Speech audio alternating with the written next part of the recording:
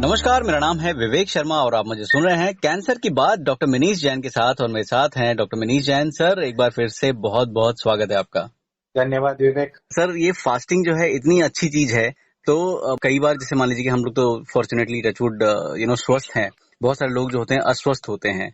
और जब हम बात करते हैं कैंसर की, तो कई बार आपसे भी मैंने समझा है, सुना है कि जो कैंसर की जो सेल्स होती हैं, ये हमारे न्यूट्रिएंट्स को जो है खाना खाने शुरू कर देती हैं और ये अपने आप को ऐसे ग्रो करती हैं। तो कहीं कोई कोरिलेशन है क्या फास्टिंग का और कैंसर का?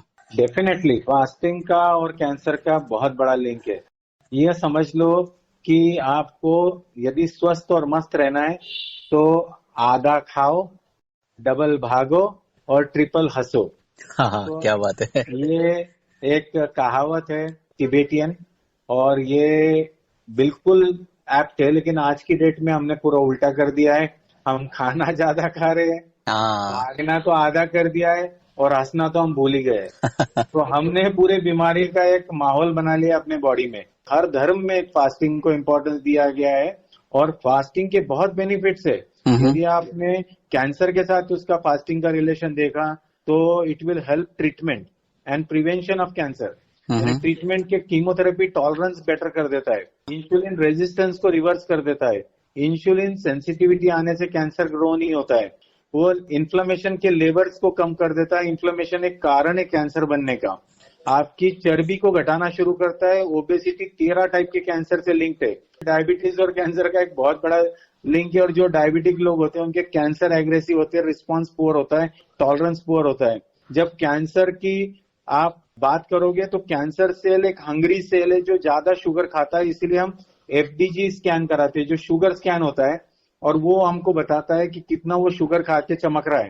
तो यदि हम शुगर नहीं देंगे तो उन लोगों को खाना नहीं मिलेगा, वो मरेंगे। हमने पहले भी बात की थी कि उनका माइटोकॉन्ड्रिया तो ठीक है, लेकिन वो बहुत आलसी सेल है। उनको डायरेक्ट शुगर को लेना है, थोड़ा सा चबाना है, शुगर का एंजॉय करना है, पूरी एनर्जी भी यूज नहीं करते। वो 10 गुना ज्यादा शुगर खा जाते हैं।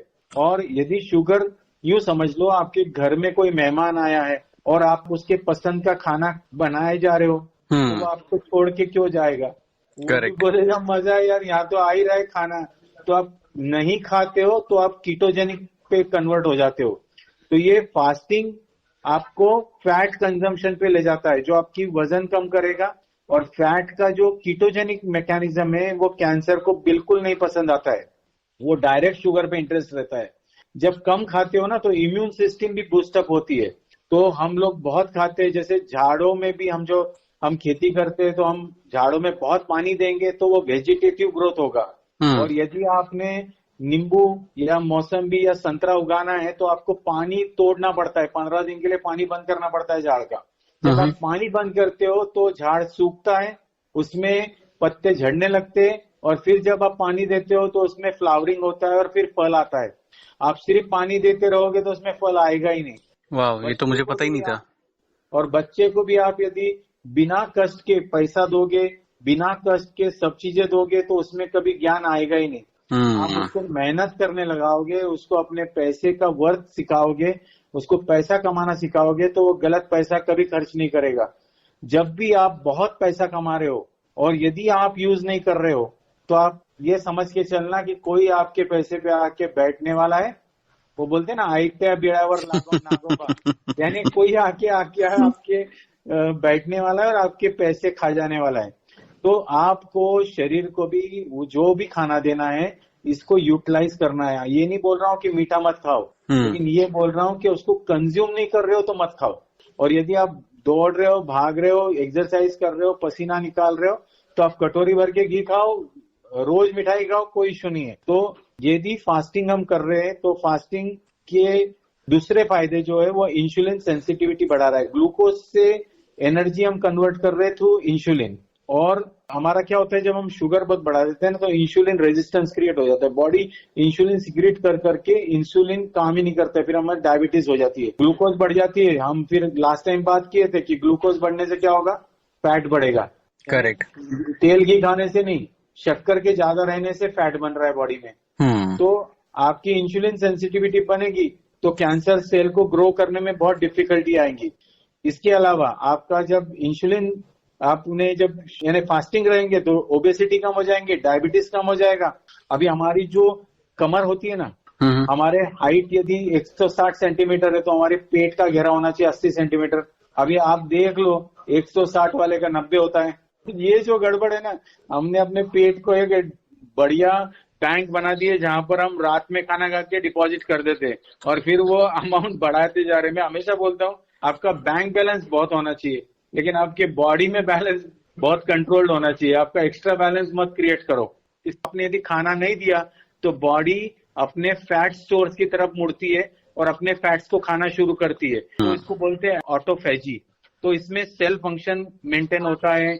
जो नॉर्मल सेल्स होती है उनको तो खाना मिल जाता है, खराब सेल्स को हम मारना शुरू करते हैं, उनको यूज करते हैं और वो पूरा प्रोटीन्स और उसके न्यूट्रिएंट्स यूज कर लेते हैं। इसके अलावा हम जो ट्यूमर सप्रेसर जीन्स होते हैं ना, वो भी एक्टिव कर देते हैं। लेकिन यदि हम खाते रहेंगे तो ट्यूमर सप्रेसर जीन्स हमारे फंक्शन भूल जाते हैं और ट्यूमर फॉर्मेशन की तरफ हम चले जाते हैं। इसके अलावा हमारा इम्यून मैकेनिज्म फास्टिंग में बूस्ट होता है। फास्टिंग में लोग बोलते हैं सेल्स डाउन होते हैं, लेकिन हमारी इम्यूनिटी जो सेल्स है टी सेल्स, उनमें एक्टिविटी आ जाती है और जैसे ही आप फास्टिंग रिवर्स करते हो तो आपके डब्ल्यूबीसी भी क्विकली रिवर्स हो जाते हैं। तो ये हमारे स्टेम सेल्स को मरने नहीं देता है, उनको निगेटिव साइड इफेक्ट से बचाता है कीमोथेरेपी के। हमारे डैमेज टू स्टेम सेल बच जाते हैं एवरेज। अब जैसे मेरी मम्मी ने फास्टिंग किया था 10 दिन का, तो वो ऐसा तो कई बार कर चुके अपने लाइफ में। तो ऐसे 10 लक्षण उपवास बोलते हैं, एक दिन खाना, एक दिन पानी पीना सिर्फ एक बार। अच्छा। और ऐसा 10 दिन तक नो फूड, अल्टरनेट डे एक टाइम बैठ के पानी पीना है। अच्छा। वो भी गर्म। तो ये काफी डिफिकल्ट होता है, इसमें मन की ताकत बहुत जरूरी होती है और इससे बहुत ज्यादा फायदे हैं, शॉर्ट टर्म लॉन्ग टर्म। लेकिन ये बताना मुश्किल है कि किसके लिए शॉर्ट टर्म, किसके लिए लॉन्ग टर्म, किसके लिए 12 घंटा, किसके लिए 14 घंटा। तो आप ये जरूर अपने डॉक्टर से बात करना और देख लेना। फास्टिंग एक्चुअली ये कंसेप्ट है ना, ये कभी कभी हेडलाइन में आ जाता है, ये फैड के तरह भी यूज होता है, ट्रेडिशन भी है हमारा, स्पिरिचुअल भी है और कैंसर के अगेंस्ट एविडेंस भी है। लेकिन इतना एक्सट्रीम डाइट हमारे लिए एंजॉयबल नहीं होता है। हम एंजॉय करते हैं खाने से। खाने से मैंने बताया था डोपामिन एक्टिवेट होता है, ब्रेन एक्टिव। शुगर खाने से हमको बहुत मजा आता है, तो हम नहीं खाने से हमारा एक चिड़चिड़ापन आ जाता है, इरिटेबिलिटी आ जाती है, हमारा थोड़ा सा गुस्सा आना शुरू हो जाता है। मुझे तो आता है सर, बहुत आता है। तो सीवियर कैलोरी रिस्ट्रिक्शन बहुत एंजॉयबल नहीं होता, हर कोई नहीं कर पाता है, लेकिन ये बहुत बेनिफिट देता है। Insulin resistance, oxidative stress, inflammation, हमारी लर्निंग और मेमोरी भी इंप्रूव कर देता है फास्टिंग। यानी कम खाने से हम सुस्ताते कम है, तो हम ज्यादा जागते हैं।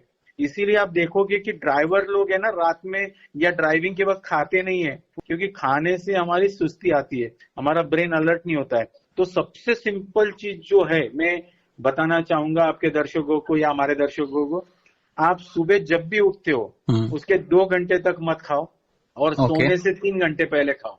ये सबसे सिंपल डाइट है और ये 13 आवर डाइट बहुत आसान है। शाम में 7 बजे खाए, सुबह 8 बजे खाया, या 14 आवर्स डाइट आप शाम में 7 बजे खाओ, सुबह 9 बजे खाओ। तो ये 13-14 आवर्स बहुत इजी है और इसको करना आसान है, रोज कर सकते हो।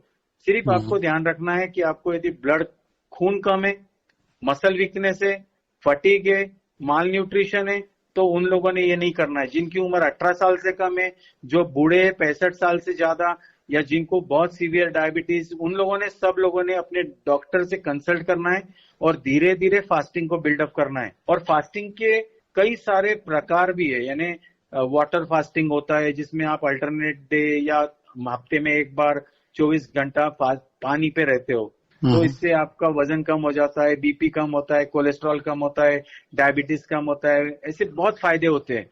लेकिन जो academy of nutrition and dietetics है वो थोड़ा हमको बीच वाला रास्ता लेने बोलती है। वो बोलती है कि आप हेल्दी डाइट खाओ, इंटरमिटेंट फास्टिंग करो और एक्सरसाइज करो, क्योंकि वो सेफ है सबके लिए। इसमें आपको ज्यादा सोचना नहीं पड़ता है। जब आप एक्सट्रीम पे जाते हो, आपको आदत नहीं है, तो आप गड़बड़ा जाते हो।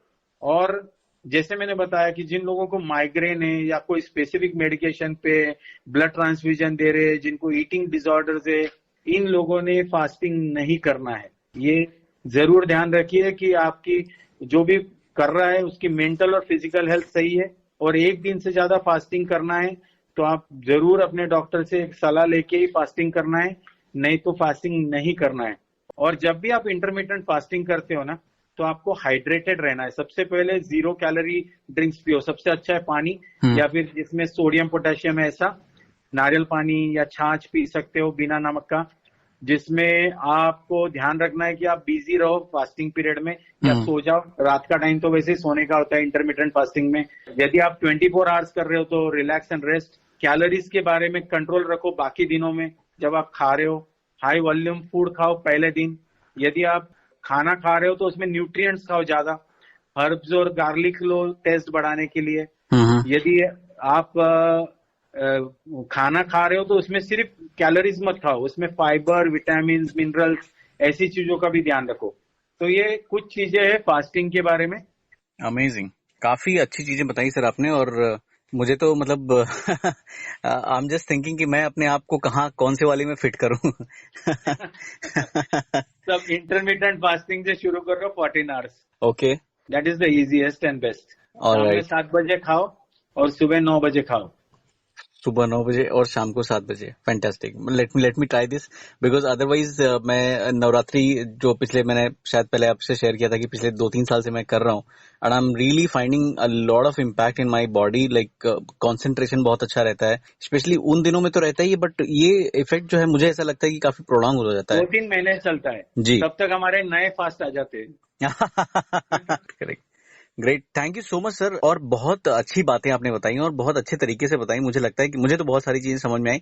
हालांकि जब मैं करना शुरू करूंगा तो हो सकता है मेरी कुछ क्वेरी होंगी, और जो हमारे लिसनर्स हैं, जो ये लोग भी अगर कोशिश करेंगे, आप भी अगर सोच रहे हैं कि फास्टिंग करने के लिए, और अगर आपको लगता है कि कुछ गाइडेंस चाहिए, कोई चीज जो है इस पॉडकास्ट में एड्रेस नहीं हुई, तो बिल्कुल पूछिए। हम तो सोशल मीडिया पे भी हैं, और पता तो आपको पता ही है कि कैसे कनेक्ट करना है। वही है मनीष जैन 009@gmail.com। बस वहीं पे जो है आपको अपना ईमेल करना है, and we'll be more than happy to revert you as we had been doing it. And बने रहिए हमारे साथ, सुनते रहिए कैंसर की बात डॉक्टर मनीष जैन के साथ। और ये वो एक पॉडकास्ट प्लेटफॉर्म है जहां पर कैंसर से रिलेटेड बात तो हम करते ही हैं, कभी कभी जो है वेलनेस से रिलेटेड भी बात करते हैं, क्योंकि वो बोलते हैं ना कि एक स्वस्थ शरीर में ही एक स्वस्थ दिमाग और एक स्वस्थ आत्मा रह सकती है। Correct. Thank you so much sir for being with us and guiding us all the time. Thank you sir, thank you so much. Thank you.